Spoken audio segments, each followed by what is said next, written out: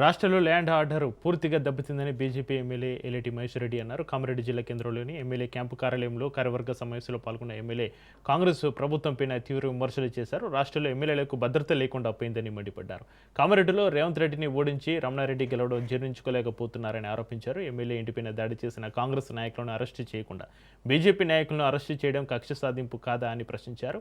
హోంశాఖను CM Revanth Reddy Owaisi బ్రదర్స్కు అప్పగించారని విమర్శించారు. కామారెడ్డి, బాన్సువాడ, నగర్ కర్నూలులో జరిగిన దాడికి సీఎం రేవంత్ రెడ్డి బాధ్యత వహించారని మహేశ్వర్ రెడ్డి అన్నారు. ఈరోజు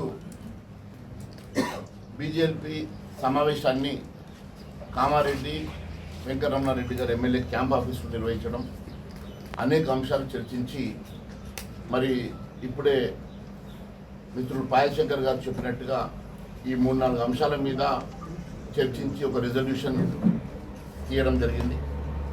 ఇప్పుడు ఈ రాష్ట్రంలో లా అండ్ ఆర్డర్ పూర్తిగా వైఫల్యం చెందినని, అదే మాదిరిగా మరి రైతుల్ని ఆదుకోవాలని రైతు బీమా పథకాన్ని ప్రవేశపెట్టిన అంశం మీద, మరి అదే మాదిరిగా హైడ్రా అంశంలో కూడా నిర్వాసితుల్ని ఇబ్బంది పెడుతున్నటువంటి రాష్ట్ర ప్రభుత్వము మరి పూర్తిగా అన్ని అంశాలలో వైఫల్యం చెందిన అంశాల మీద చర్చించడం జరిగింది. మరి ముఖ్యంగా మొన్న జరిగినటువంటి కామారెడ్డిలో జరిగినటువంటి ఘటన ఈరోజు ఒక శాసన